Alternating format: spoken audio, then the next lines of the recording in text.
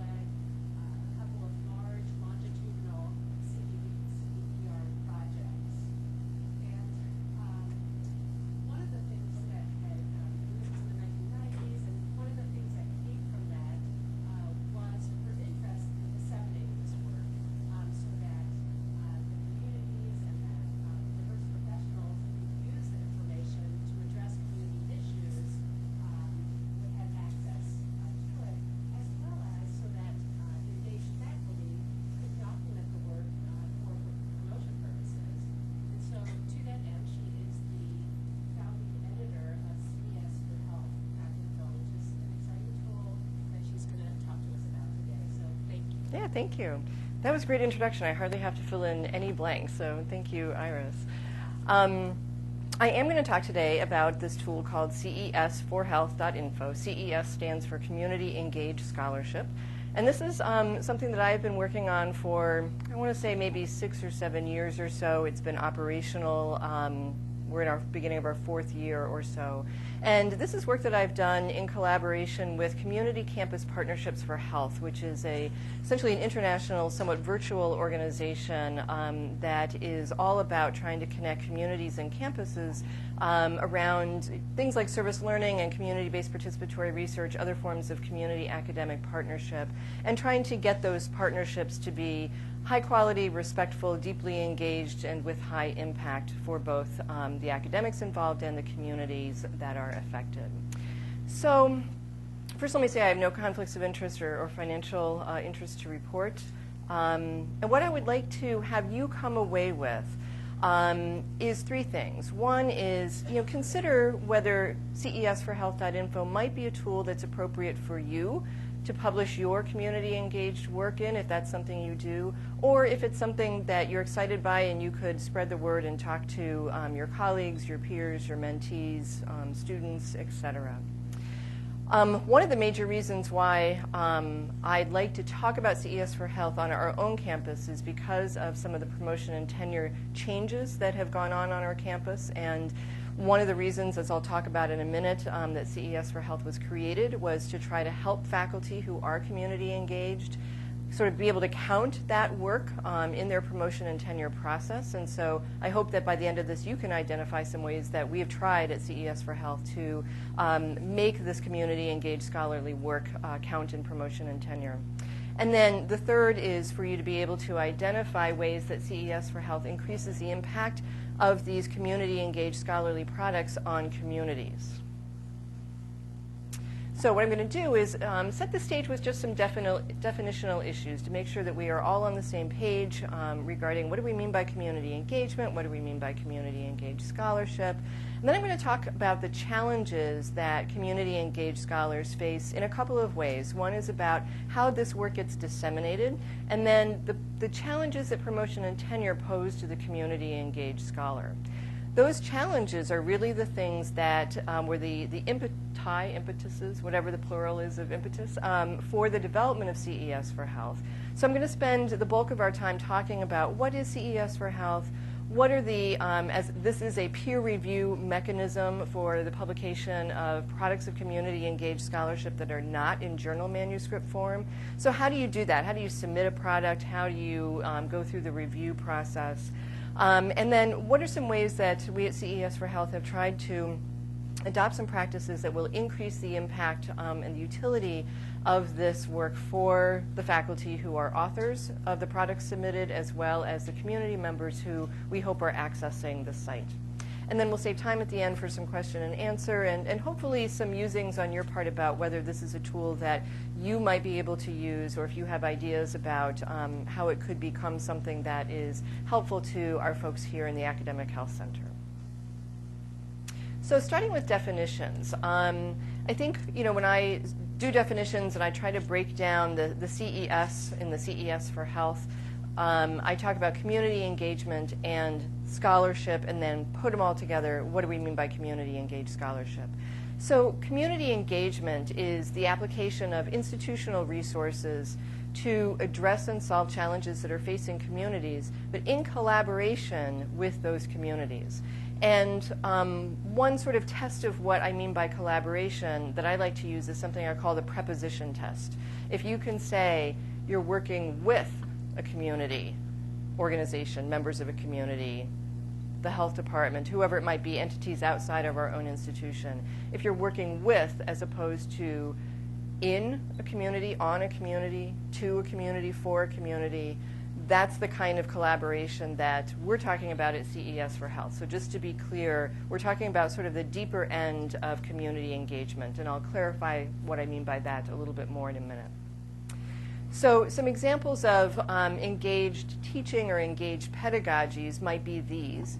these could all be done in a not particularly engaged way, in that really reciprocal, deep-end engagement kind of way, but they are also ripe for doing these sorts of pedagogies in a deeply engaged sort of way, really sharing the power with the people in the community, the practicum sites, the service learning sites, et cetera, to really develop the programs, to design curriculum, to assess students, those sorts of things, in ways that would be mutually beneficial for the students and for the community organization that maybe is hosting that student. So those are some possibilities around engaged scholarship, or engaged pedagogies, or engaged teaching. Research in communities can fall along a continuum from research that's really sort of in the public interest, kind of at one end. You could almost, sort of do the preposition test here. Starting in the lower corner, you might say that it's for community. Community-focused research might be on community, or in community, on community, I would say. And then community-based research would be in community. But when you get up to the top part of that continuum, or that arrow, we're really talking about those deeper end, participatory, reciprocal, power-sharing sorts of more deeply engaged sorts of approaches, with community-based participatory research and participatory action research being the usual models that fall at that far end of the engagement continuum. Does that make sense to folks in terms of what we're talking about in terms of community engagement? Any questions about that? Okay, so I'm going to proceed to scholarship. So this is a traditional definition of scholarship taken from the work of Diamond et al. Traditionally, we think about scholarship as work that we need to apply our expertise to, that is breaking new ground in some way, innovative, not just sort of recreating the wheel, something that has significance or impact. It's done with enough rigor that it can be replicated, expanded on. And then the ones in bold are really considered cornerstones of most definitions of scholarship. It needs to be something that can be documented and disseminated in a way that others can critique it or peer review. Okay, those are the two most important ones. So then if we put this all together, community engaged scholarship then would be scholarship by that definition, including dissemination and peer review, that involves the scholar in a mutually beneficial partnership with the community. There's that engagement piece of it. Okay.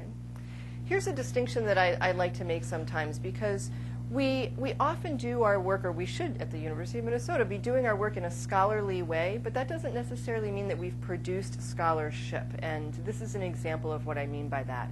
If you start at, well, where it says start up there in the upper, I guess, right corner for you, this is a sort of curriculum development or course development sort of process. So this is a teaching-related graphic. You would start by sort of identifying, what is the stuff that students need to know? Who else has done this work? What have they done in order to develop, a course or develop educational material in an effective way? You do your background, research, you collect your information, and then you start designing something. You try it out. You get some evaluation, feedback. You work on it again, and it becomes this iterative process, and eventually you kind of go around this wheel, updating it, making sure it's timely, making sure that it's based on current information. That's the scholarly approach. You just keep, doing that cycle, and you are doing a great job of teaching in a scholarly way, but you actually haven't produced any scholarship from your teaching until you go into that middle circle, which basically is about creating something, documenting something, and then creating a way for it to be disseminated in a way that can be peer-reviewed. Okay? Does that distinction make sense? I often bring this up when I talk at national conferences of folks who do service learning and other forms of community-based teaching, because these are some best practices, and they are very appropriate in terms of increasing student learning outcomes and a variety of other student outcomes and community benefit. And people can approach them in very scholarly ways. And people often say, I'm doing community-engaged scholarship because I'm doing service learning, or I'm doing community-based teaching. And that's not necessarily true, particularly in considering promotion and tenure requirements. That's not necessarily true unless you actually do the documenting something, producing something that can be disseminated and peer-reviewed. Then it becomes the scholarship. Okay. So those are definitional issues, and I'm going to move into challenges. But does anybody have any questions so far about these definitional issues? Does this all make sense? Is it stuff you've heard before, or are these new concepts to some of you? Raise your hand if this is stuff you've heard before in terms of what is community engagement and what is community engaged scholarship. Is this familiar? Okay, so this is new to a lot of you. Please stop me if you are kind of getting lost or needing some clarification. So community engaged scholars can face some challenges in doing this work, particularly as they navigate our traditional systems of career advancement in the academy, particularly promotion and tenure. One of the challenges has to do with the definitional issue of what is scholarship. When community partners and academics produce something out of their, let's say it's a community-based research project, they will likely produce the traditional research article, and that is appropriate for some of the audiences that partnership wants to disseminate information to. Typically the academic audience, that's who has access to the journals, that's who reads these sorts of things, that's who it makes most sense to, it's understandable to. And for faculty, particularly those thinking about promotion and tenure, it's been considered the gold standard, and so they're focused a lot on getting out those sorts of products. But those same partnerships will also often produce other things. It might be a curriculum, it might be an assessment measure that they developed, it might be a policy brief, it might be a video, a documentary or a training video, it could be a toolkit or a website, it could be really kind of creative and be something like a theater script. These are ways to reach other audiences that are important to community engaged scholars and their academic or their community partners, and that's the community audience, the folks who tend not to read the journal articles. So community engaged scholars need to be really kind of diversified communicators. They need to be able to write for the journals, and they need to be able to participate in the creation of these other sorts of what we call innovative or diverse forms of products of community engaged scholarship that are going to reach different kinds of audiences. Because in community engaged scholarship, our audience is beyond our peers in academia. I want to make a distinction between a couple of different kinds of products that we want to call innovative or diverse. And one has to do with things that would be produced in order to disseminate the results of something. So let's say you do a research project with community, and you develop a policy brief, or you develop a documentary, or you develop a report. Those would be ways of disseminating something about the project, the outcomes of it, the process of it, whatever. It's about disseminating the outcome. Another form of product that often arises in these community academic partnerships are the tools and the resources or the materials that were developed either along the way for use in the project that was being done in that partnership or for the benefit of others. So it might be something like the curriculum that was used in an educational intervention, or it might be an assessment tool that was used to collect data. It might be a suite of partnership development or governance documents, things like memorandum of understanding and just kind of tools of the trade of establishing quality community academic partnerships. It might have been trainings that were done with community members in order to help them get up to speed around research ethics, things like that, okay? So if community engaged scholars disseminate a variety of these sorts of products, both the traditional or the conventional journal manuscript, and then these more innovative or what we call diverse products, they can face some challenges in disseminating those. One is that we have really lacked peer-reviewed publication outlets for particularly the innovative products of community-engaged scholarship. We can write journal articles, and there may be a host of journals that would be interested in our community-engaged scholarship. But that documentary that we produced for the community, or that assessment measure where a ton of research went into it, there wasn't a forum for getting that piece peer-reviewed and broadly disseminated.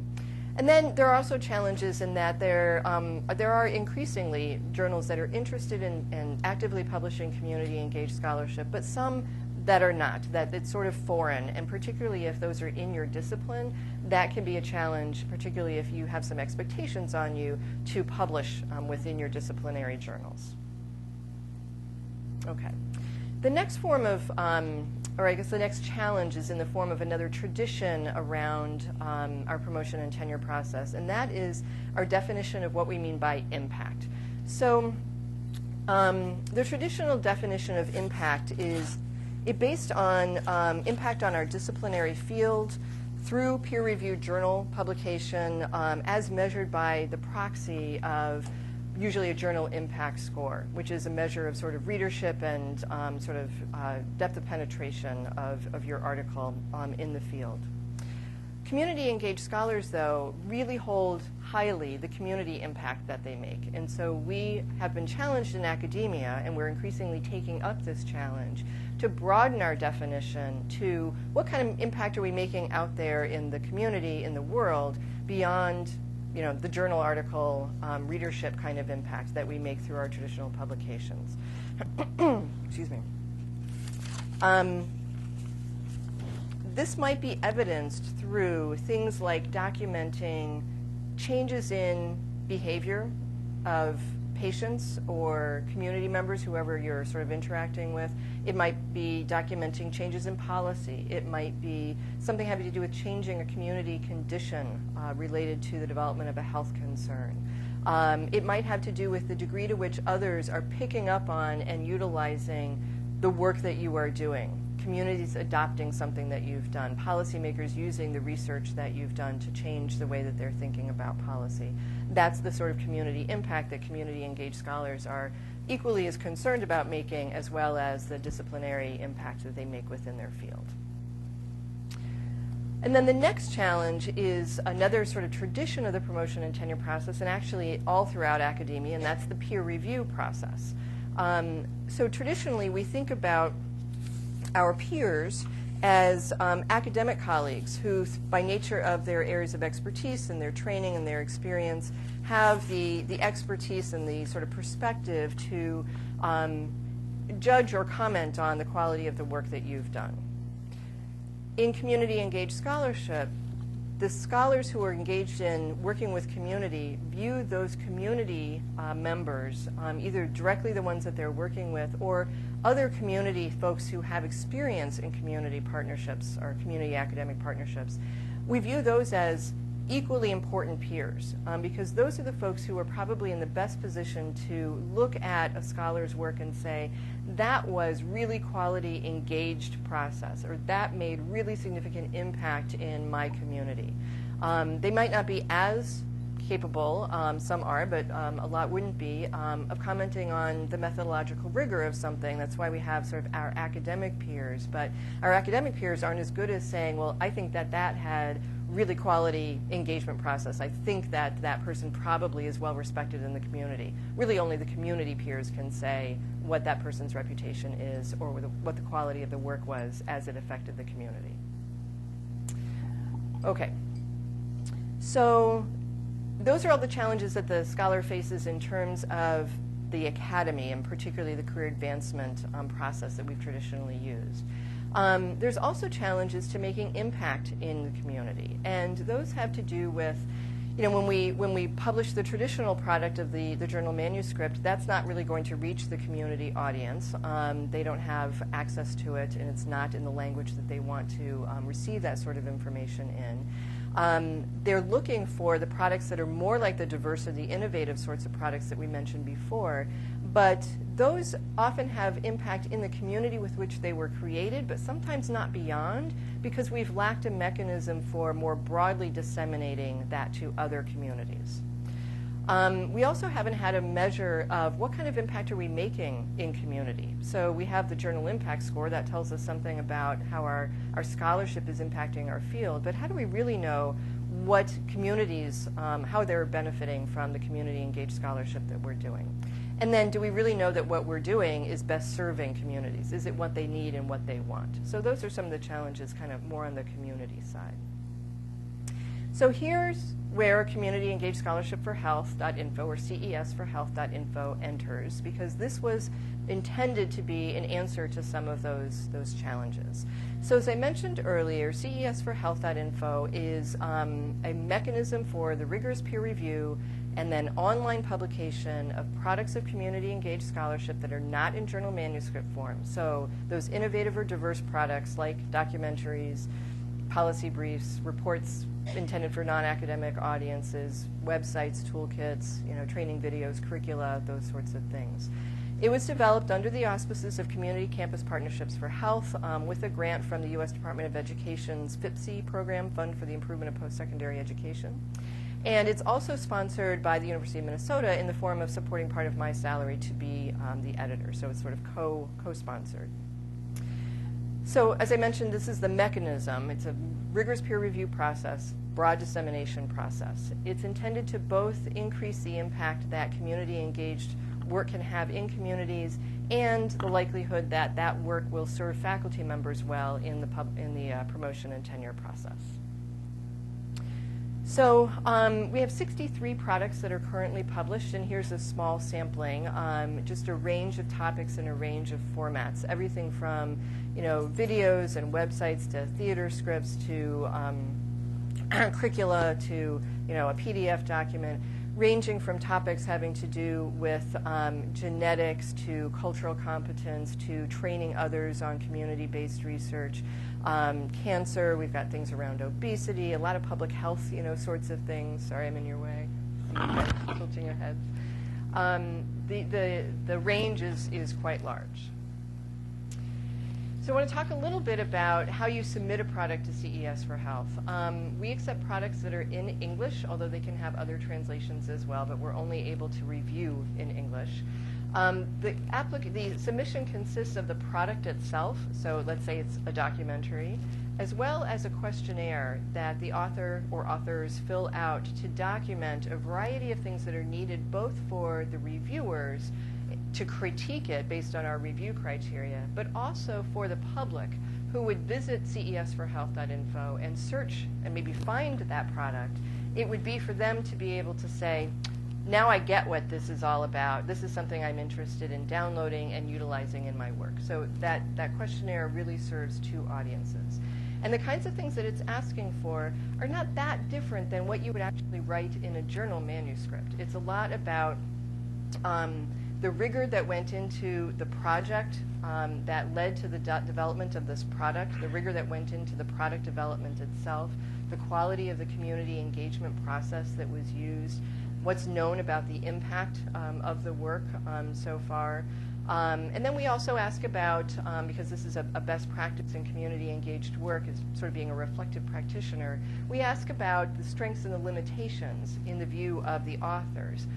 Because we want the user who might download that product to have a comprehensive view of, what am I expecting to be able to do with this, and what might be, some of the areas that I need to consider as potential weaknesses that I might need to kind of mitigate some risks and use this in a different way to overcome some of those weaknesses. And then, of course, we ask for things that would allow folks to find the product, so a good set of keywords so that we can generate a good search function. And then we have assurances around copyright. Did my mic just go off? Thank you. That's better. Okay. Assurances around copyright and patient privacy or HIPAA. So the review process is meant to be a mirror of a typical journal review process, but with some innovations. So it starts with the submission coming to me, the editor, and I look at it for general appropriateness as well as those potential violations of copyright and HIPAA.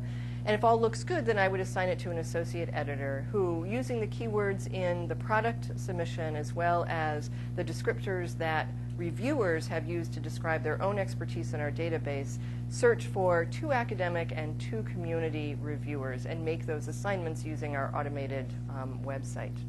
Those reviewers have then a month to complete that review, and they submit a reviewer rating form, which I'll show you in a minute, as well as a recommendation for accept with revisions, or reject, back to the associate editor. The associate editor collates all of that, writes a summary for me, including her recommendation about accept, revise, or reject.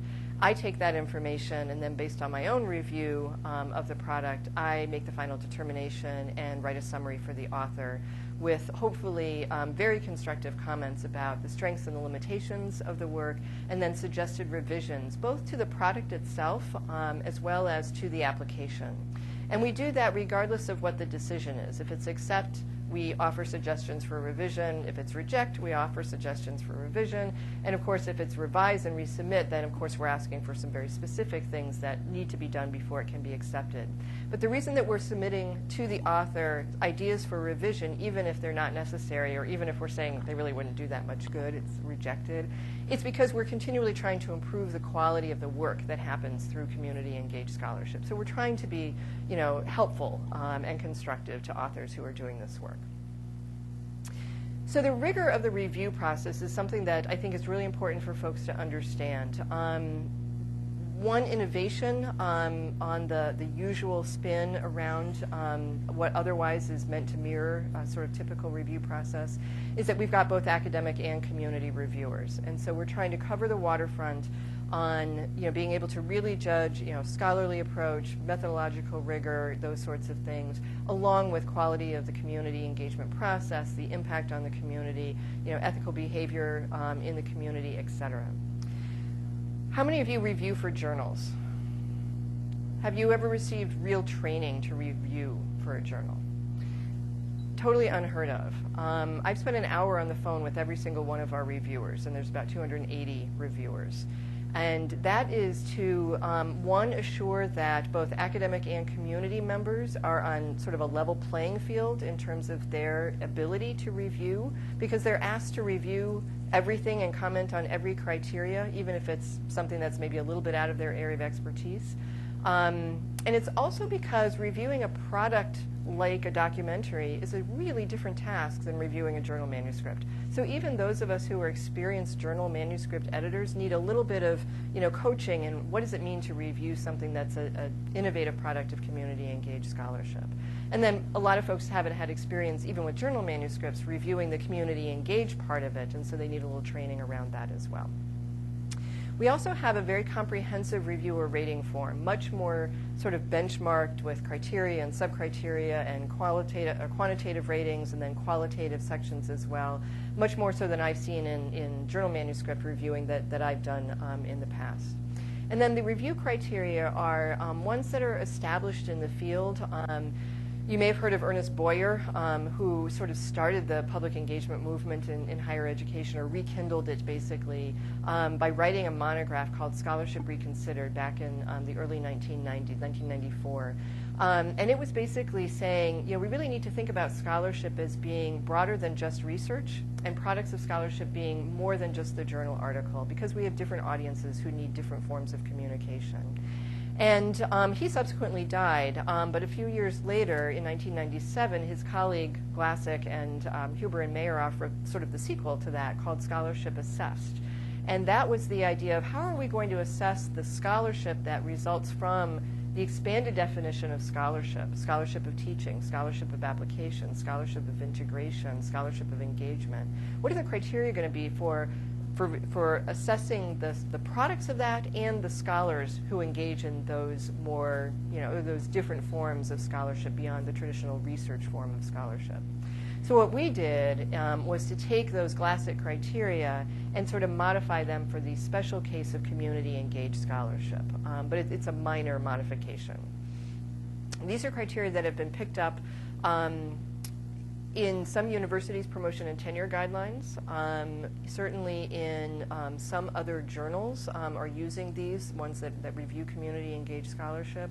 There's a national form called the Review Board for Community Engaged Scholarship, and it's a body of folks who would serve as external reviewers for community engaged scholars going up for promotion and tenure. They could sort of submit their work to that review board and sort of get a read on their community engaged scholarship and feed that back into their promotion and tenure process. All of those folks are using these Glassick criteria. Okay. So our really minimum submission criteria, the ones that I sort of take a look at when I do a broad brush stroke look at the product when it comes in, are the CE, the S, and the H. So CE is about community engagement, and it's the with, not the in, on, to, or for version of community engagement. The S is for scholarly approach. We're looking for folks who know something about the area that they have delved into, and they are stating, here's the body of work that I am building on, that I'm trying to fill a gap in, I'm expanding upon, etc. And then the H is for health. We define that actually really broadly. It could be physical or mental health of individuals. It could be community level health. It could have to do with conditions in communities, social determinants of health. And I kind of joke that I can make anything be a social determinant of health, whether it be taxes or housing or transportation or obviously, things like walkability of neighborhoods and things like that. It might have to do with training in the health disciplines or guild or professional issues. Certainly folks who submit, who are the authors, are not necessarily from health disciplines. They might be from art, or they might be from English, or whatever, but somehow the work that they are doing intersects with health as we just defined it very broadly. The specific criteria, these are the classic criteria, except for the first one, appropriateness. That's just general. The others are classic criteria. So appropriateness is it about health? Is it, appropriate topically for CES4Health? Is it something that our audience would be interested in? Clear goals has to do with, has the author stated what the purpose of this is? Are there clear aims to this work? And is there a clear audience for who it would be applicable to? Adequate preparation is about that scholarly approach. Do they understand the work that came before them around the topic, around the methodological approach they're using, the population that they're working with? Are they grounded in the community? Do they understand community conditions? Do they understand how to work in communities? Methodological rigor has to do with not so much the product itself, but usually there's some project that happened that led to that product. Maybe it was a research project, maybe it was a service learning course and they went on and developed a guide to service learning or something like that, and that guide is the product that's being submitted. Or maybe it's a program development, sort of thing, or community intervention. But what was the rigor around that, scientifically? Significance has to do with the product itself. What kind of impact has that made? And if the author knows, great. If the author doesn't know, they're probably using CES4Health as a first step in trying to establish impact, because as I'll talk about later, we can collect some evaluation information that they wouldn't otherwise have access to. So that one is a little bit of an optional criteria. We just sort of want to know, but we don't necessarily demand that the author knows what kind of impact that product has made. Effective presentation also is about the product itself, and it's about the quality of that presentation. Is it well organized? Is it doesn't have to be professionally done as in paid for, but is it done with attention to detail, and does it look of high quality? Is it easily accessible, not jargony, not a lot of acronyms, things like that. The reflective critique piece is, again, that idea of reflecting on both the strengths and the limitations of the work, both for the benefit of the reviewers to understand, but also for the potential user to understand the pros and the cons of utilizing that tool or whatever the product is. And then ethical behavior covers a lot of things. It's everything from a research project, making sure that it had appropriate IRB approval, to documentation that the community engagement process was really of high quality, that it was respectful and paid attention to what we consider to be the quality principles of partnership, things like establishing trust, working for the mutual benefit of both parties or all parties, doing work in a way that gives credit to all who are part of the endeavor. There's a whole list of a variety of ones published by different folks, but most of the time they have to do with things like trust and respect, credit, making sure that people are treated appropriately and empowered to have a say, all voices are heard, things like that. We also ask that the author, usually it's one person filling out that questionnaire, they are usually reflecting the work of a collaboration, or they have to be, or it wouldn't be accepted to CES4Health. But we ask that author make sure that they are reflecting the collaborations ideas about what the strengths and limitations are. Because if you're the academic author just saying, I think the strengths are this or I think the weaknesses are this, the community partner might have a very different idea about what the strengths and limitations are. And so we want to make sure that that author has stated how they know that what they have written down in this application or this questionnaire actually reflects, everybody's opinions. And maybe there's evaluation data that they can talk about the strengths and limitations based on something objective. Maybe it's just a statement that, hey, I went and I talked to everybody, and here's what we decided were the strengths and limitations that we're going to report here. Okay, so those are the criteria. The reviewers are using those criteria in a, as I mentioned, a comprehensive review or rating form, part of which is a set of ratings that look something like this. There's a criteria, there's a set of sub-criteria that the author, or the reviewer rather, is rating on a scale of 1 to 5, from definitely not meeting that criteria to definitely yes. And then they have an opportunity at the end of the application to provide some narrative. Some of it is just, if you just want to say something to the editor that's not going to be seen, by the author, go ahead and say that. We also ask them to give us a couple sentences about their enthusiasm for this. Do they think that this product is actually going to be useful to others? Is it something that they think belongs out there in the world? And it's just their kind of gut level, very subjective opinion about their level of enthusiasm. And then we ask them to do a structured summary, summarizing the strengths and the limitations of the submission, including the product itself and the questionnaire as well, because that questionnaire becomes part of the published package. It also needs to be of high quality and do a good job of communicating to the public. And then we ask for the suggested revisions to the product and the application, if appropriate. Again, regardless of whether that reviewer is recommending accept, revise, or reject. We always want to give very meaty feedback back to the authors.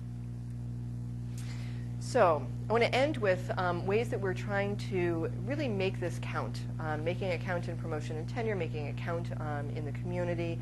And then a little bit of information about how we try to facilitate the process and make it easy for authors. So making it count in promotion and tenure. We are trying to fill that gap. I mentioned that challenge of traditionally us not having mechanisms for peer review and broad dissemination of these more innovative products of community-engaged scholarship. This is the only one that exists for community-engaged scholarship, particularly around health issues. So we are filling a gap there. We provide a format for authors to use in citing their published work in their peer-reviewed publications section of their CV, so that they are saying, they're putting it out there, this is peer-reviewed, this should be considered a publication.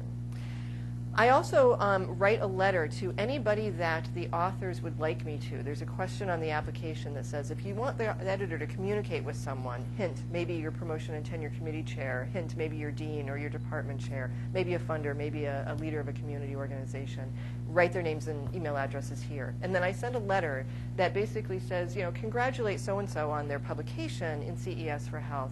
Here's what went into this. And, I describe what was the rigor of the peer review process, what was scholarly about this, why should they consider this kind of unique form of community engaged scholarship to be a real publication.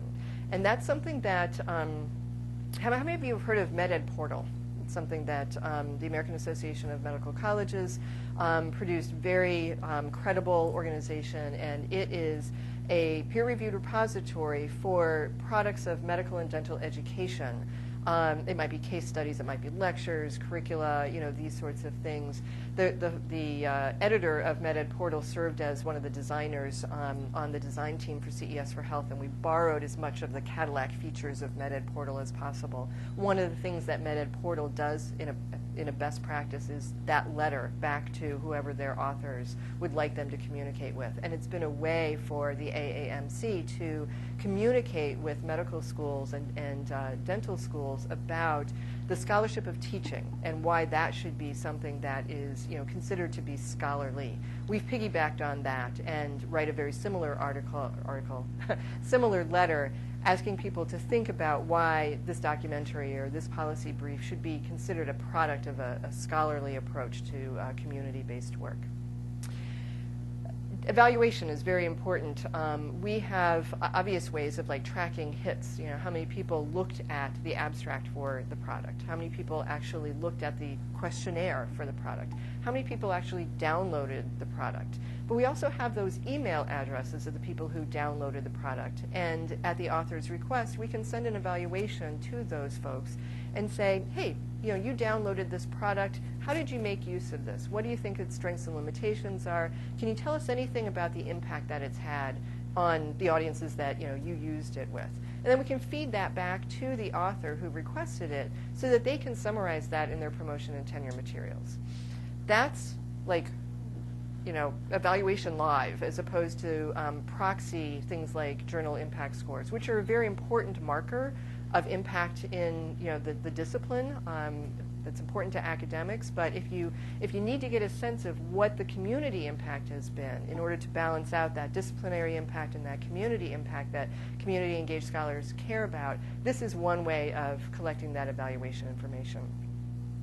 I'll give you a little bit of information about how many hits and downloads and that sort of thing we've been getting in just a minute. The other thing is that we have lots of people who participate other than as authors. Reviewers, there's 280 or so reviewers, and there's a set of 6 associate editors. And that is something that should also count in a promotion and tenure or a career advancement process. And so I typically write letters of support and documentation for that service that people can utilize in their dossiers. The other reason we're trying to make it better or make it good is making it accessible to communities. Again, we're filling a gap not just for the academic and the promotion and tenure process, but we're filling that gap around a broad dissemination mechanism for getting stuff out beyond the community with which it was created. Community Campus Partnerships for Health really actively promotes these publications.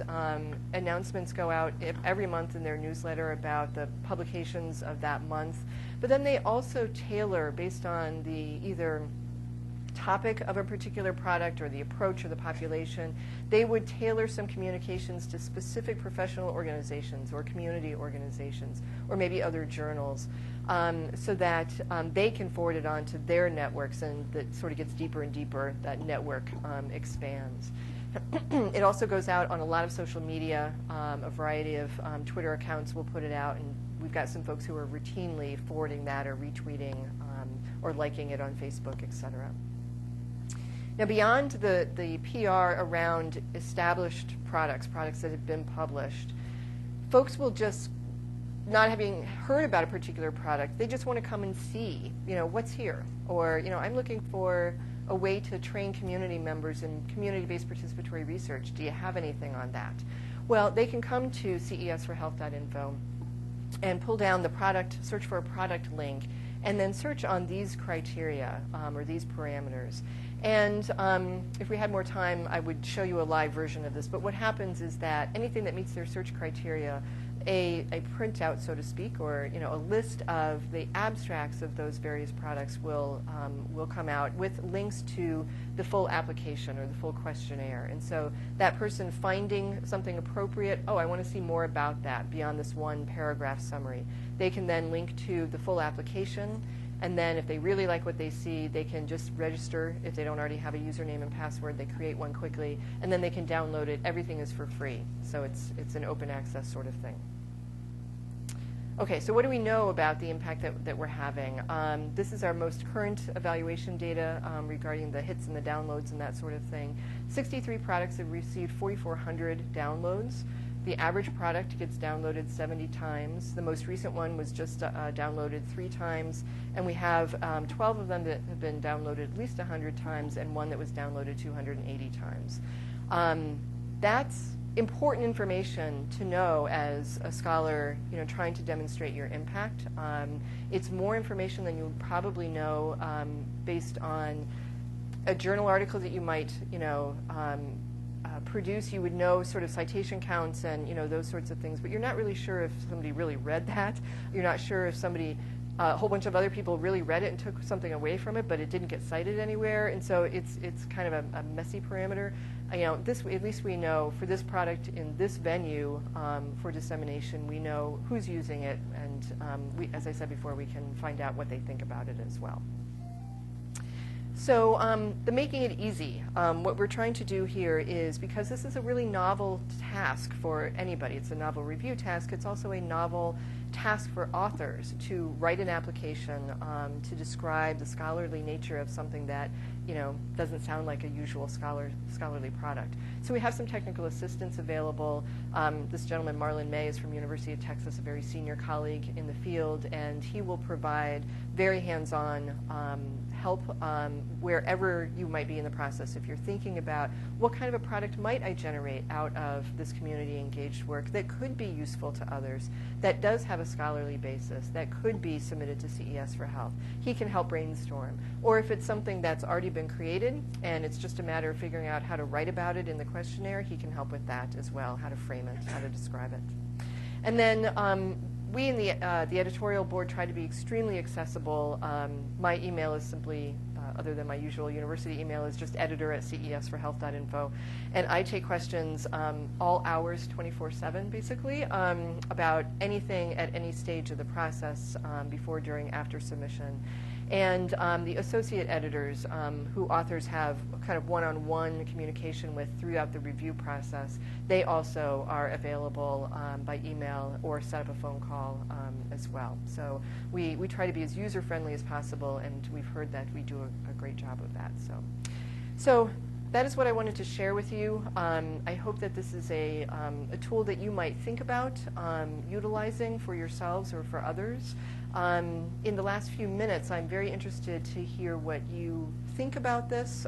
If you have questions about how it sort of fits into the work that we do in an academic health center, or promotion and tenure, anything like that, I'm interested in hearing your feedback. So thank you.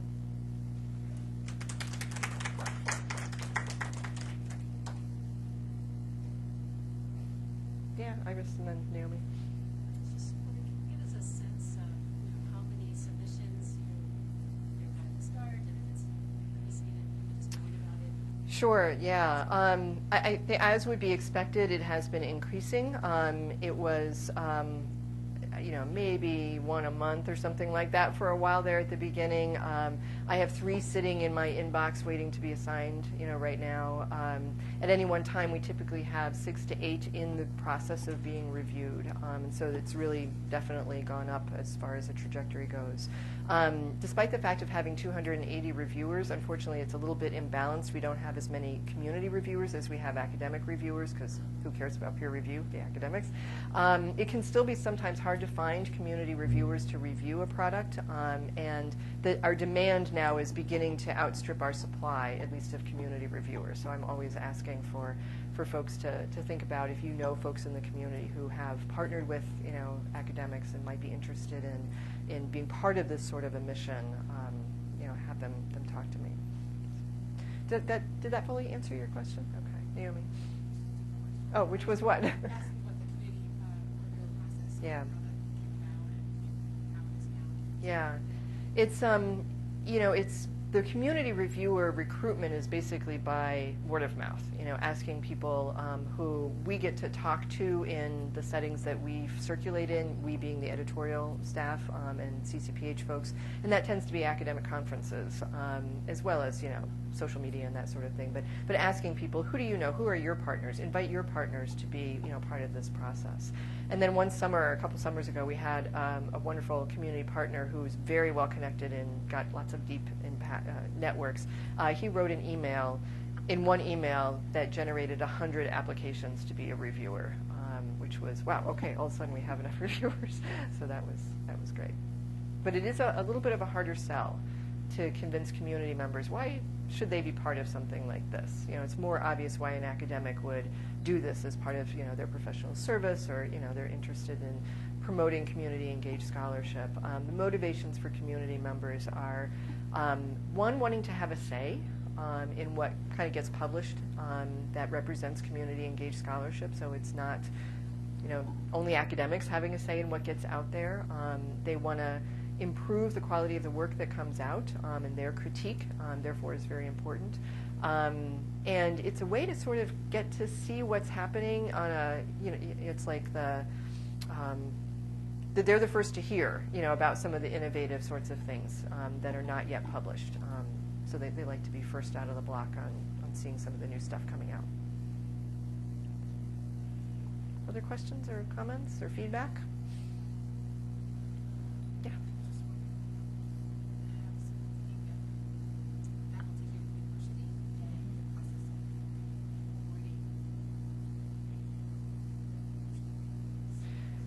So the question was about, is not specific to CES for Health. It's about our faculty's experience in incorporating their community engaged scholarship into their promotion tenure process.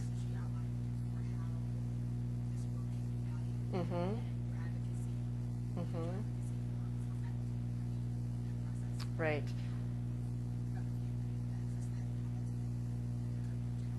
General sense. So, so you may or may not know, University of Minnesota has been considered a leader in the public engagement area, and while we haven't made some of the strides that some institutions that are maybe a little bit more nimble than our really big state high intensive research organization can make, we have been considered a leader in this. Several years ago, we did make changes to our promotion and tenure guidelines that were intended to make space for folks who were doing community engaged scholarship so that they could more easily navigate promotion and tenure with engagement and products coming out of engagement as being valued within the promotion and tenure process. And it's a department by department sort of thing. There are some departments that just made little tweaks, and there are other departments that huge changes in how they constructed their guidelines. And some are very explicit about the kinds of products that they are interested in seeing their scholars produce being